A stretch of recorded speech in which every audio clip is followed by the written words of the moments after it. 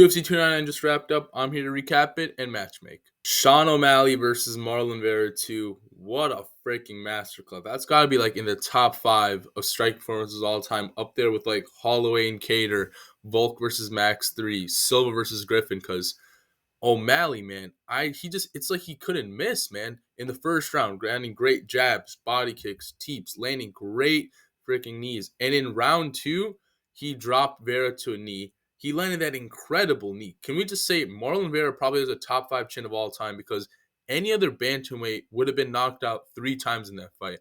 And Marlon Vera, he had visible damage for the first time in his career. Never stopped going forward, never straight up ran away. He did have to back up a couple times, but man, the difference in this fight was the speed, man, because Marlon would try land 2-3 punch, O'Malley would just easily dodge away. Sean would land 4 or 5 punch combos. Marlon Vera would just shell up. He couldn't get out the way, man. That was the difference. Like, he just couldn't dodge. He didn't slip, didn't move. He just shelled up, and then that led Sean to dig into the body and just honestly piecing him up. And I do respect Marlon for trying to make it a dogfight in the 4th and 5th. He landed a good body shot the 5th that people are talking about, but the reality is it's just that levels were shown. Sean O'Malley's probably the best striker in the UFC, in my opinion. Top 5 striker of all time for talking just skill, not resume. Next fight to make for Sean O'Malley. Come on, guys. It's Merab. I just want to see if O'Malley can put Merab's lights out, or if Merab can put the pressure, take Sean down, and break him. This is just a perfect stylistic matchup. Merab's the most deserving contender.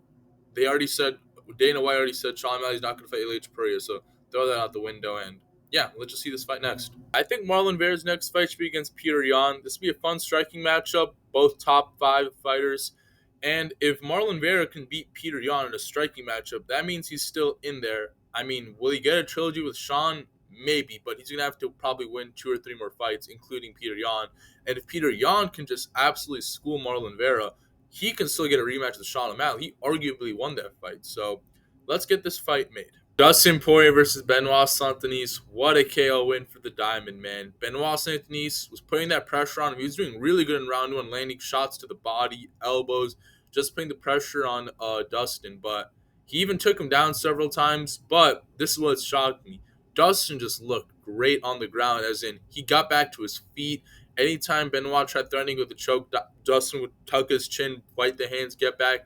But, man, he kept pulling those guillotines, which I thought was silly, because he was hurting Benoit earlier and landing, but he would just pull on the guillotine if Benoit stumbled down, did a forced takedown, or even got dropped one time. He was close to, I think, like 2 of them, but either way, it doesn't matter, because Benoit Saint-Denis was getting too wild, too sloppy. He was trying to treat Dustin Poirier like he was Thiago Moises and Bonfim, but Dustin showed that there was levels to this stuff. Boom, perfect counter right, beautiful by the Diamond. I forgot to talk about the, staph infection that Benoit Saint-Denis have. I'm sure that did affect him, because, that would slow down his cardio and all that. But even if he didn't have it, I would still think Dustin Poirier would land on Benoit Saint-Denis' drunk man boxing and, keeping his hands down on his feet. So, yes, it's an excuse, but the reality is I think DP just would win either way. Okay, I think Dustin Poirier's next fight should be against Dan Hooker. You might be thinking, why the heck would he fight Dan Hooker, a guy outside the top 10? But let's be real. Benoit Saint-Denis was a great fighter, and he is like a streaking guy, but he's not a top 5 guy like a Charles Oliveira, Justin Gaethje, right? And Dustin Poirier already lost to them, and I still don't really think Dustin Poirier wants to be a champion anymore. Maybe he does. I honestly don't know. So if he does, maybe he can fight someone like Arman Tsarukyan if he loses, or Charles Oliveira if he loses, or maybe a trilogy with Justin. But I think Dustin just wants fun fights, and come on, the first Dan Hooker fight was absolutely legendary, so why not run it back? All right, I think Benoit Saint-Denis' next fight should be against Rafael Fiziev, because this will give him time, because I think Fiziev is still recovering a little bit from his ACL injury. This will give time. Well, this will give us the ability to see if Benoit Saint-Denis tighten up his striking defense, tucks his chin, doesn't swing like a wild man. And then we can see if Rafael Fiziev improved his takedown defense, because Benoit Saint-Denis is still an excellent grappler, no matter if he got knocked out by Dustin Poirier. So this will be a fun matchup. Kevin Holland versus Michael Venom Page. Man, Michael Venom Page is that guy, man. He's legit.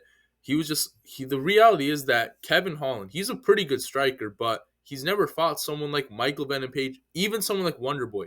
Wonder Boy does do blitzes, but he's a little bit closer. Michael Venom Page literally stands like 5 feet apart from Kevin Holland And then he somehow comes in within like a second, lands big right hands. He was landing, like I said, great right hands to the face. He was landing good shots to the body.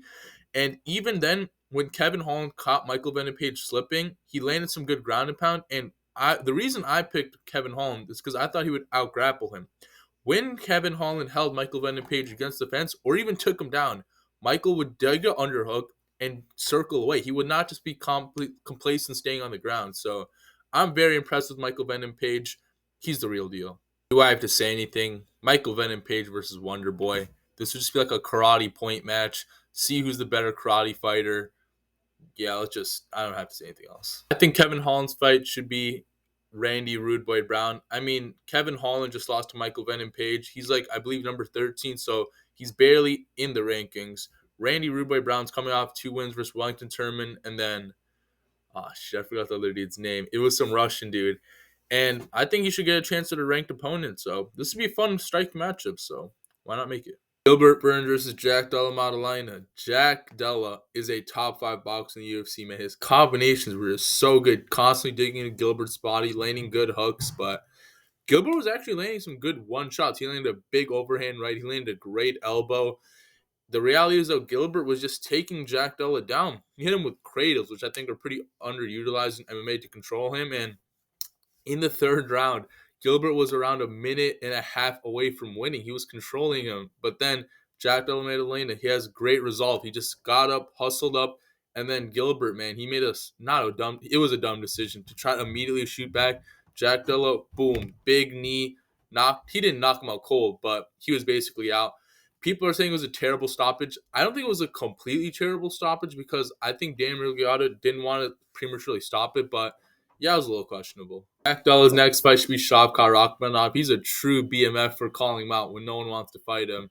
And then I think this should be the title, like a next title shot after Bilal Muhammad. This is a really interesting matchup because Shavkat obviously has good clinch and submission, so maybe he could submit Jack Della. But if you rewatch Shavkat's Jeff Neal fight, he was getting landed on a lot with hooks, and I think we know JDM has good boxing, so this would be a really interesting matchup. I think Gilbert Burns should fight Sean Brady next. This would just be really interesting because Gilbert Burns and Sean Brady are obviously 2 great submission artists, so maybe one can out-wrestle the other. If one took the other down, maybe the other guy would sweep. This would just be fun, and I think it's a very winnable matchup for Gilbert Burns. I mean, Sean Brady got finished by Bilal Muhammad on the feet, and Gilbert's striking still look good versus Jack Della, so maybe he can knock Sean Brady out. So let's make this fight next. Petr Yan versus Song Yadong. Very nice to see Petr Yan in the back and winning ways. It was kind of depressing to see him get demolished by Merab, arguably win versus Sean O'Malley, and then, lose to Aljo. So it's nice to see him back in the winning ways. Very fun fighter.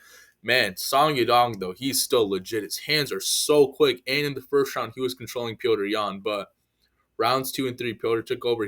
Song was still in there, but I just thought Petr was landing better shots to the body, landing through the guard of Song, and he did control him with takedowns in round 2 and 3. So Petr Yan, great to see him back. Song Yadong is still legit, though. Song Yadong should fight Umar Nurmagomedov next because Umar is very hyped up. So even though he's ranked 13 or 14, if Song Yadong wins, this would be a great win. And let's be real, we want to see Umar get tested, but I don't want to see him fight Corey. I don't think he deserves to fight a top 5 guy. So a guy right outside the top 5, top 10, I think he deserves. So Song Yadong, great grappling. So if Umar can somehow take down Song, that shows he's an absolute monster. And then that Kazakhstani dude knocked down Umar. So Song Yadong for sure can. So this just be a great stylistic matchup. Curtis Blaydes versus Jailton Almeida. Jailton Almeida was winning early by controlling Curtis Blaydes. He's landing some okay ground and pound here and there. Nothing too crazy, but he was just controlling him. It was kind of boring, to be fair. But then he went in for another takedown versus Curtis Blaydes. Curtis sprawled, and then he just unloaded. And for some reason, I don't know why, Jailton Almeida just stayed there. Maybe he thought Curtis Blaydes was eventually going to stop, or he was just going to wait it out and get deeper in on the shot. But he literally just got knocked out. So that's interesting. I think Curtis Blaydes' next fight should be Tom Aspinall because, yeah, he is only coming off a 1-fight win streak. But let's be real. Tom Aspinall and John Jones is not going to happen. John Jones wants to fight the Grandpa Stipe Miocic, which I guess you could argue he deserves, but I don't know, man. So Tom Aspinall, what? Do you want him to sit out for a complete year while the 2 senior citizens fight out? No. So he should just fight against the guy who technically beat him, and maybe he can avenge that loss. And they agreed to do it on Twitter. So Jailton Almeida's next fight should be Sergey Spivak.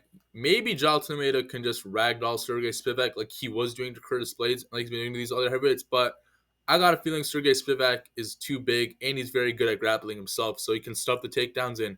I just want to see what this dude Jailton can land on the feet. Does he have a good cooking game? Does he have solid boxing? So I feel like this fight can answer those questions. And finally, Rafael dos Anjos versus Mateus Gamrot. Man, RDA landed a big knee that dropped Mateus Gamrot on the first, and then he followed with a left hook that dropped him again.